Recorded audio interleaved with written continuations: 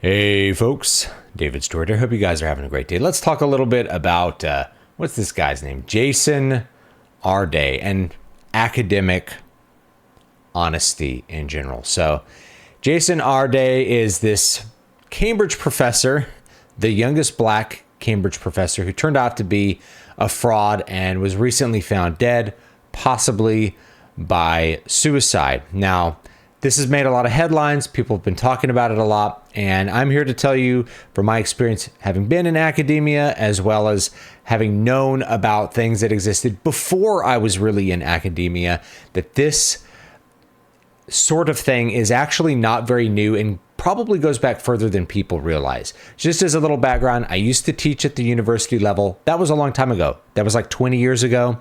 And 20 years ago, the DEI stuff was still there in full force, even in more conservative areas. Of course, this was in California, which is itself pretty converged, pretty liberal, but even the more conservative campuses were really infused with Marxist ideology, and especially the current now under fire beliefs about diversity, equity, and inclusion.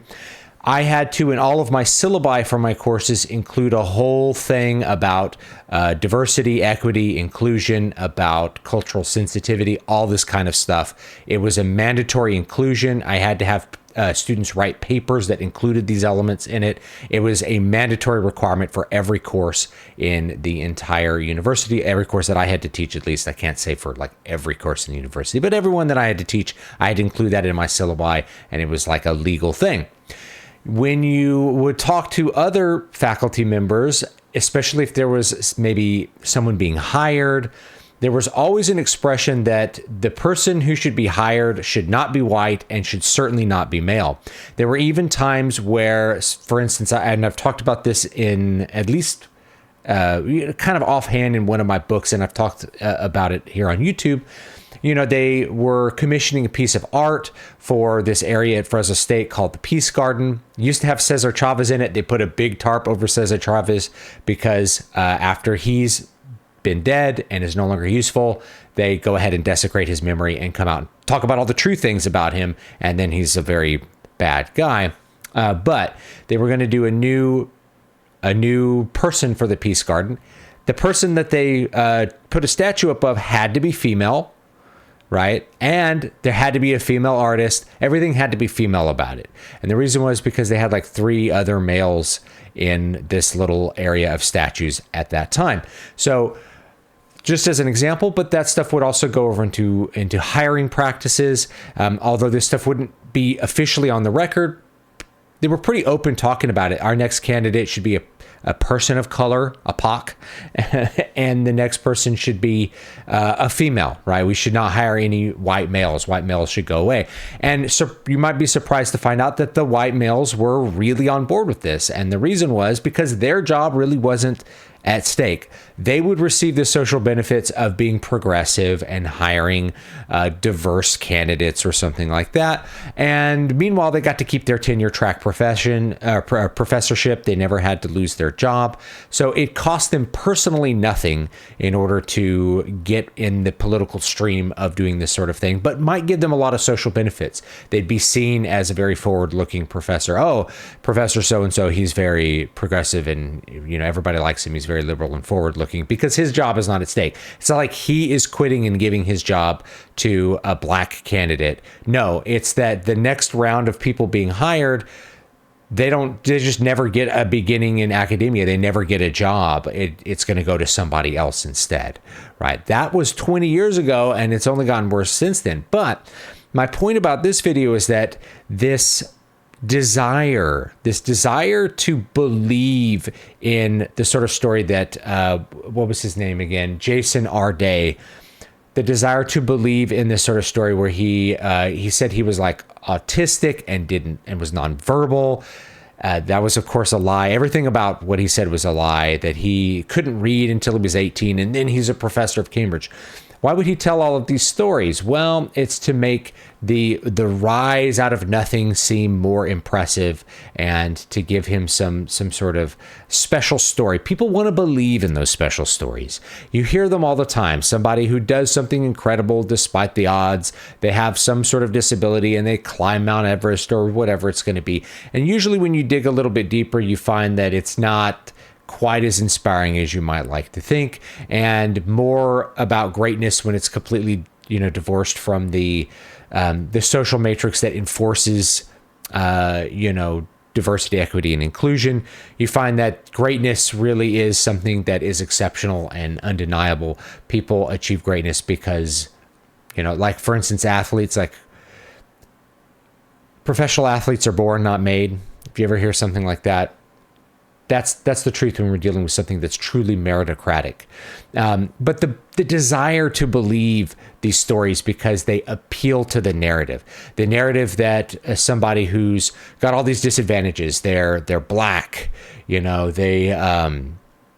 they have some sort of mental disability like autism, they can't read, and then through sheer force of will and through the great interventions of the people who believe in the tabula rasa of human beings, they're able to get rid of these inhibitions and ascend up to the rank of the elite. And in fact, it becomes more impressive because if you are born to people that have 150 IQ, if your mom and dad have 150 IQ and they're doctors at a university and they put you in the best schools and they teach you the best and they get you the best, you had all the advantages, whereas he had none of the advantages. He's actually better than you. And the entire point here is to make this narrative of a person. It's about a personal journey that people want to believe in, not an outcome, not a great work that occurs at the end of it, but the story of how that person did something is the work itself, if you want to think of it like that. So rather than him writing a great dissertation or some great book, it is the story about him that is the work. There's like a meta story that's more important than any kind of output, where that wasn't always the case. If you go back 100 years, academia tends to be more about outputs, even 50 years ago. But this is my big point, is that it actually goes back even further than what I'm talking about. My memory, my personal firsthand accounts go back 20 years, but really the university systems have been wanting to believe these sorts of stories for more like 50 years. And there's a great example in Carlos Castaneda. If you don't know who he is, he's an author who wrote all these books about like Journey to Ixtlan and like the Don Juan, the sayings of Don Juan.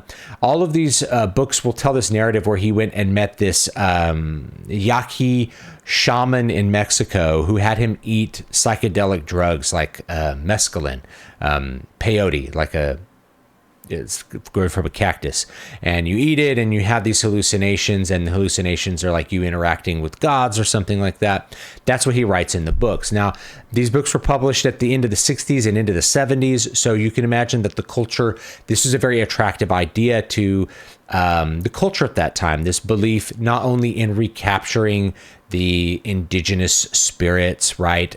Rejecting Christianity and finding more authentic forms of religion, but also a belief that the psychedelic drugs aren't just, making your neurons misfire in weird ways, that there's actually something special about them that makes you convene with the spirit world and experience the gods and things like that. It's a desire to recapture the pagan spirit, the pagan animus, if you will, through these discoveries of drugs, right? Maybe if you're doing LSD, you're going to meet the gods. So the books were very appealing in that sense. They were so appealing that UCLA gave Castaneda a bachelor's degree and a doctorate degree, despite the fact that his books were entirely fraudulent. They're completely fictional. Nothing in those books is authentic. If you ask any like tribal elders, they're like, we've never met this guy. Nothing in those books describes our beliefs remotely or whatsoever. And he's never been here. There's actually no record of him having been there. And large quotations in the book have actually been lifted from other writers, including, I think, C.S. Lewis, of all people. So these books were very appealing. They inspired a lot of people, especially the like drug culture, and academia at that time really liked this idea of, even 50, 60 years ago, of rediscovering the magic of the indigenous marginalized peoples.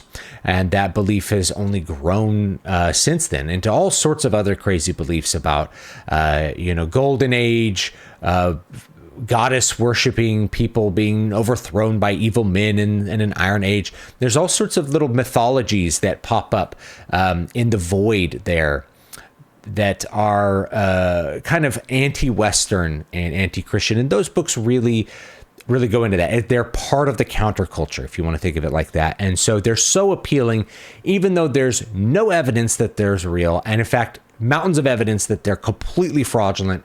Academia was more than happy to give the guy a bachelor's and a doctorate. And even after it was super obvious from real scholars, real anthropologists, that this was complete baloney, they never rescinded those. They never tried to do anything against them, because it was the idea that was more important. It was the story that he told, and it was encouraging people to take drugs and to think what the academics wanted them to think about the indigenous people that are portrayed in the book fictionally, right? I've not read these books, just full disclosure. My friend had these, actually my brother-in-law had them in his bathroom. And so I ended up reading all of the books over a couple of years. I read like 4 or 5 of these books. There might be a few more. The guy ended up being a cult leader, by the way, and he used the millions of dollars he made selling these fraudulent books in order to build like a sex cult for himself. And then he eventually died of liver cancer or something like that in the 90s. But he got a huge benefit from lying. There was nothing bad happened to him. There was no negative consequence. And in fact, anyone that could have given him a negative consequence was completely unwilling to do so, because it was part of the message. And I mentioned Cesar Chavez. Why didn't anybody speak out about him being a crazy sex pervert? Most of the people who know about Cesar Chavez know that he actually died like in a Mexican whorehouse. But that was all kind of covered up, and his body had to be flown out of Mexico or something in order to cover up what was actually happening, or that he assaulted multiple people under him while he was alive. Why didn't that come out until years after his death? The reason was he was a useful figure for the cause. You don't destroy the reputation of the Mexican Martin Luther King Jr. But once that's no longer useful, then you can get some points for exposing the bad male, and so you're going to do that. So that explains that a little bit. Cesar Chavez is just one of many personalities that gets a free pass because of the meta narrative that surrounds him. The story of Cesar Chavez was too important. The movement was too important. The politics that were infused with the UFW were far too important to allow any kind of honesty to penetrate that veil and shine light on it, because that would undermine and weaken the position of the people using that for political gain. And it's kind of the same thing with Carlos Castaneda. It was about the counterculture. And it's the same thing with this now former, in several senses of the word, a former Cambridge professor. People wanted to believe in the narrative. If this had happened in the 70s, I think he would have gotten away with it. And I think nothing bad would have happened. But because of the internet, so this is one of the benefits of the internet, is that even though we have these institutions that are totally converged, they'll undermine all of their authority. They'll undermine all of the reason that you would want to use these institutions for your educational benefit or whatever else. Even though we have all of this, the internet provides a really good check on some of those abuses. You can shine a light on this with the internet, and the people who were patting themselves on the back for hiring someone with this great story, even if they themselves didn't believe it, all of a sudden there's a little more pressure on them. There's some sort of pushback that can happen, and I think we should just be really thankful for that. I'm not thankful for how the story turned out. I don't want to spin it that way, but the fact that this stuff was able to come to light, and we were able to exert some pressure, some pushback on the entire narrative is actually a good sign in a lot of ways. And maybe there'll be a little bit of a pendulum swinging back towards the middle of, no, you need to have more meritocratic hiring practices. You can't just hire frauds. You can't give out doctorates to politicians that never went to the university. These things have happened many times in the past. You can't do that anymore. You have to have more honesty because people are able to shine a light on what you're doing. It's not something that's easy to bury like it was 30 or 40 years ago. So anyway, leave me your thoughts down below. I'd love to read them about this or what I'm talking about in general, which is just academic honesty, academic integrity, and the desire to have this narrative be true will cause people to just be dishonest, I guess. They just be dishonest about it. Leave me your thoughts. I'd love to read them. Have a great one. Talk to you next time.